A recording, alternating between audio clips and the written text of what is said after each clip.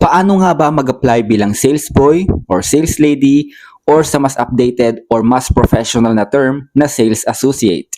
Kung interesado ka sa ganitong posisyon, tara, pag-usapan natin yan ngayon dito sa aking channel.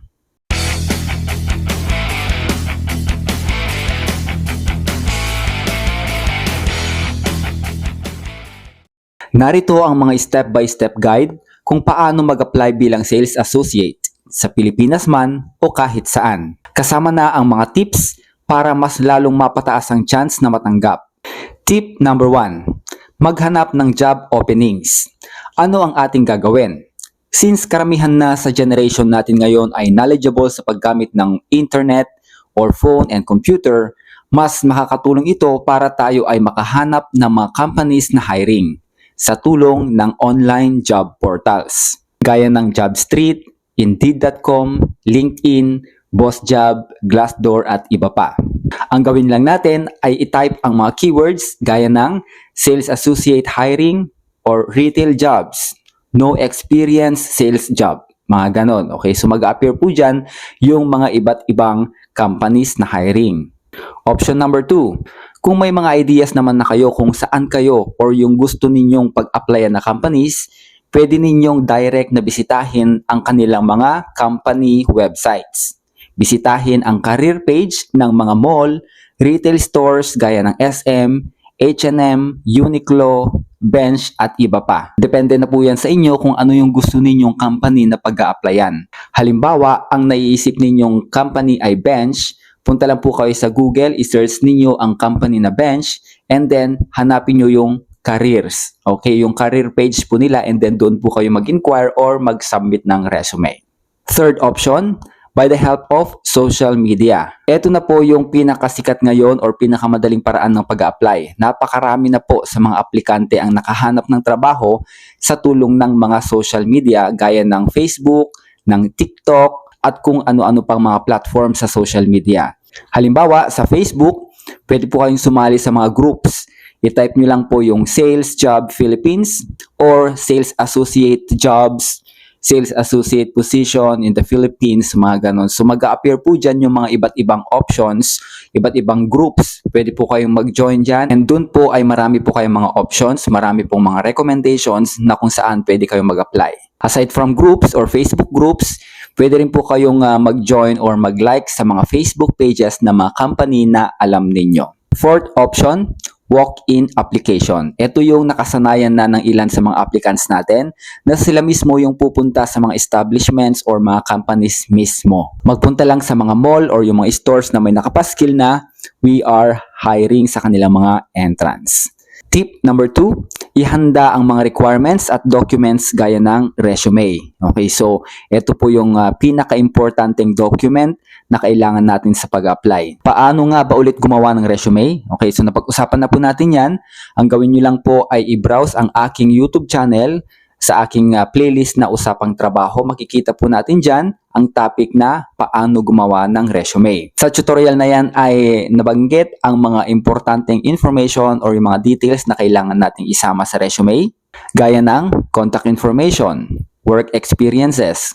Kahit wala po kayong experience, pwede pa rin po kayong mag-apply. Pwede po ninyong isama yung internships po ninyo, OJT or on-the-job training, or yung mga volunteer works. So since sales associate po ang ina-applyan po natin, you need to highlight skills na related sa sales. Okay, so pwede yung customer service, pwede yung communication skills, cash handling, teamwork, and etc. Okay, so bibigyan ko po kayo ng example. Under work experience, pwede po ninyo isulat ang position like sales clerk. Company name, ABC Convenience Store. Yung date, June 2022 to present. And then, ilagay po ninyo, i-enumerate po ninyo yung mga responsibilities po ninyo dati. Example, assisted more than 50 customers daily with product inquiries and purchases. Achieve 20% upselling success for promotional items. So, yun po ay mga halimbawa lamang po. Aside from resume, pwede rin po kayong gumawa ng cover letter. Optional po ito pero recommended. Okay, so dito ipaliwanag po natin kung bakit gusto mo maging sales associate at ano ang mga strength mo. Okay, halimbawa, pwede pong isulat dyan, I am passionate about engaging with customers and helping them find solutions. My ability to work under pressure makes me a strong candidate. Magdala ng mga sumusunod if meron ka. Government IDs, photocopy ng SSS, PhilHealth, TIN at NBI or police clearance kapag hiningi. Kasama na rin ang school credentials gaya ng diploma, Form 137 para sa mga fresh graduates para prepared na po lahat. Okay, third tip po natin, mag-submit ng application online. Pindutin lamang po yung apply now button dyan sa mga job portals or sa mga company websites po natin. Of course, i-attach ang ating resume at cover letter. And then, remind lang po sa mga applicants po natin dyan, pag tayo po ay nag-email ng resume, kailangan po natin gamitin ang professional na email subject. Halimbawa, application for sales associate position, and then your name. Lagay nyo lang po yung ating pangalan dyan. Okay, next, sa walk-in naman, magdala lang po ng resume at magtanong sa store manager kung hiring sila or sa mga guard on duty. Okay, so pwede po kayo mag-submit ng mga resume po natin dyan. Next, tip number 4, maghanda para sa interview. Common interview question. So since sales associate po ang ating pinag-uusapan, narito ang mga possible interview questions sa ganitong position. Question number 1, bakit gusto mong maging sales associate?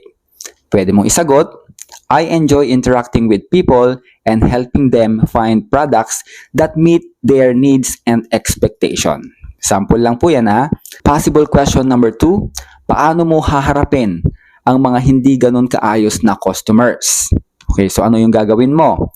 Pwede mong isagot, I will stay calm, listen to their concerns, and offer solution. Possible question number 3, ano ang strength at weaknesses mo?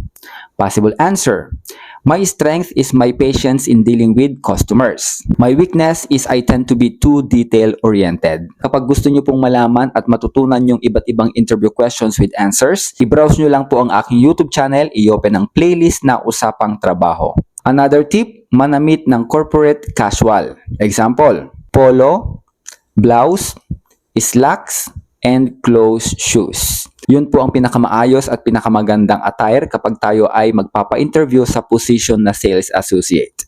Next, magpakita ng positive attitude at confidence. Bakit? Dahil kailangan nating i-present ang ating sarili sa mga job interviewers na kaya nating maging positive dahil yan po ang kakailanganin natin sa pagharap sa iba't ibang klase ng customers someday.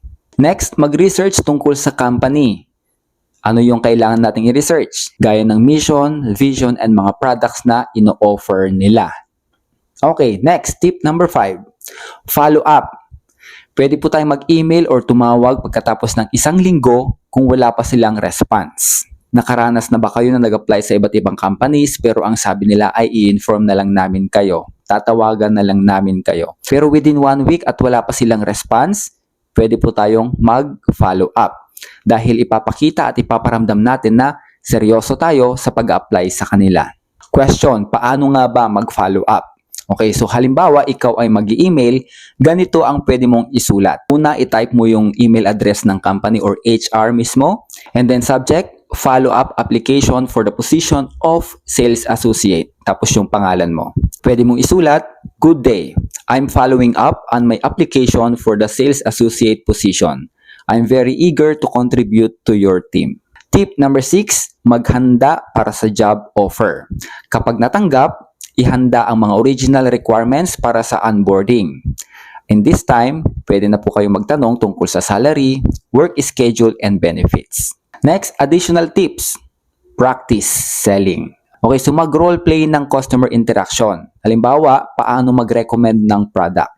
Ayan, so kailangan nating paghandaan ito kasi during the interview may mga hiring managers na kung saan nagbibigay sila ng isang item and then sasabihin sa'yo, sige nga, itry mo nga akong i-convince, bentahan mo nga ako, or ibenta mo nga ang item na ito. Okay, so kapag hindi ka naghanda, wala kang experience, or hindi mo napaghandaan ang ganitong senaryo, mabablanko ka. So again, mag-roleplay ka, maghanda ka at mag-practice ka just in case na merong ganitong senaryo. Huwag mong kalimutan, smile and eye contact dahil ito yung crucial sa sales job. Okay, so magpakita ng initiative, sabihin mo na handa kang matuto at mag-contribute.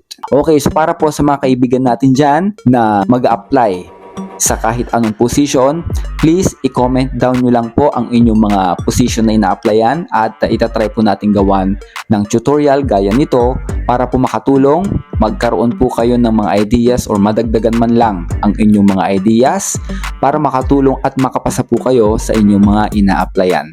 Again, my name is Dao. Thank you for watching.